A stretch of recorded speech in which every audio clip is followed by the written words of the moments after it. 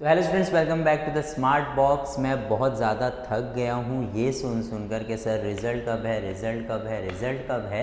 तो हमने सोचा कि इसके ऊपर एक डिटेल वीडियो बना ही देते हैं कि 10th स्टैंडर्ड और 12th स्टैंडर्ड का रिज़ल्ट एक्चुअली ये साल है कब। तो आपको जो है ना सबसे बड़ी तकलीफ़ ये हो रही होगी कि जब भी आप अपना इंटरनेट खोल रहे होंगे तो आपको ये चीज़ देखने के लिए बहुत मिल रही होगी और ये लोगों ने तो आपको बहुत ज़्यादा परेशान कर दिया होगा, क्योंकि आप जो है 10th स्टैंडर्ड में हैं या फिर 12th स्टैंडर्ड में हैं और आपने अब तक एक ना एक बार तो गूगल पे सर्च किया ही होगा एसएससी 2024 रिज़ल्ट या एचएससी 2024 रिज़ल्ट, है ना, किया है ना।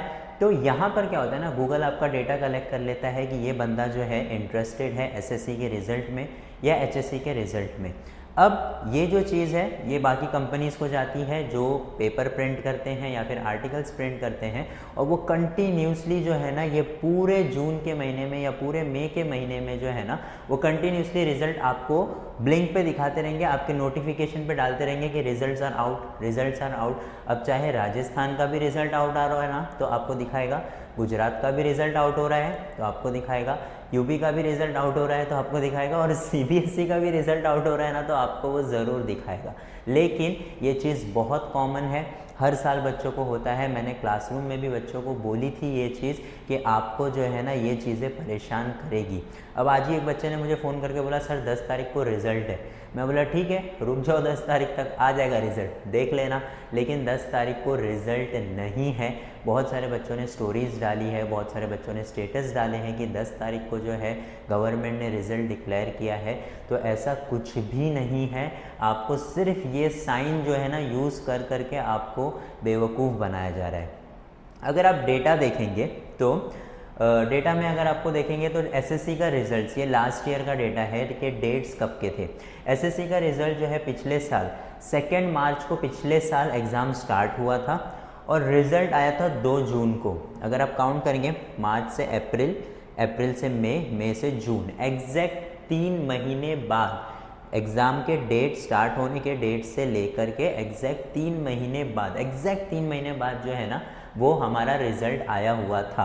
और अगर आप यहाँ पे एचएससी की बात करेंगे तो एचएससी का भी सेम है, 22 फरवरी को उनका लास्ट ईयर एग्ज़ाम स्टार्ट हुआ था और उनका रिज़ल्ट आया था 25 मई को।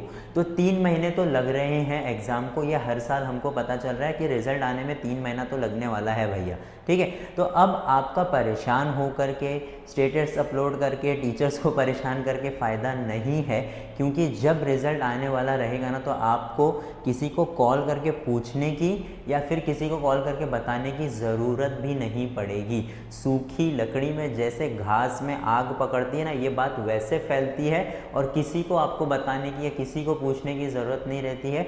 जब रिज़ल्ट आता है खुद ब खुद सबकी अपने आप ही फटी पड़ी रहती है।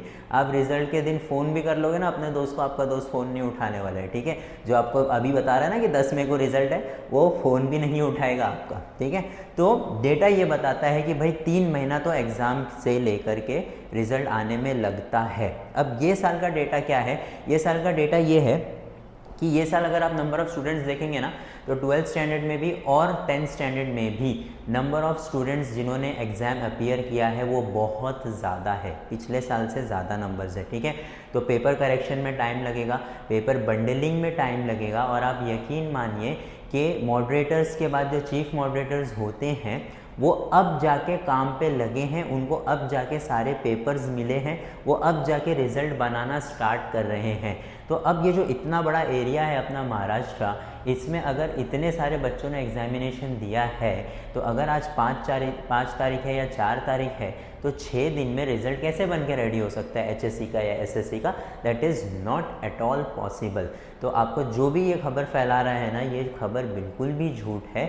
इतना टाइम तो रिज़ल्ट बनने के लिए लगता ही है, और जब रिज़ल्ट एक्चुअली हमारा आ जाएगा तो मैं आपको बताता हूँ कि रिज़ल्ट के लिए हमारे लिए 2 चीज़ें इंपॉर्टेंट होती हैं।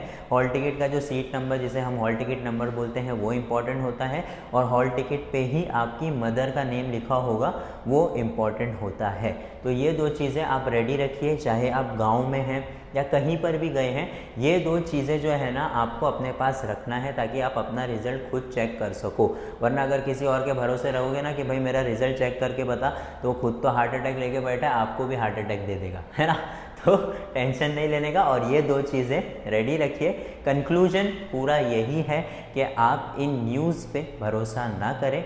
आपको ऑफिशियली जब भी आएगा हमारे यूट्यूब पे या हमारे इंस्टाग्राम हैंडल पे आप जो फॉलो ज़रूर कर लीजिए हमें, आपको नोटिस मिल जाएगी कि कल कितने बजे आपका रिज़ल्ट है, चाहे वो HSC का हो चाहे वो SSC का हो। और HSC का रिज़ल्ट आने के 10-12 दिन बाद ही, या 8 दिन 9 दिन 10 दिन बाद ही 10th स्टैंडर्ड का भी रिज़ल्ट आता है। तो आपको इतना पैनिक होने की ज़रूरत नहीं है। ये साल ऐसा कुछ भी खास नहीं हुआ है कि आपका रिज़ल्ट जल्दी आ जाएगा, ठीक है।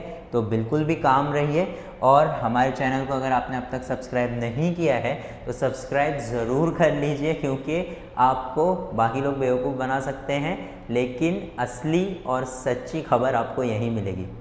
न्यूज़ एंकर जैसे बोलने लग गया ना मैं, लो ना मेरा इंटरव्यू सर।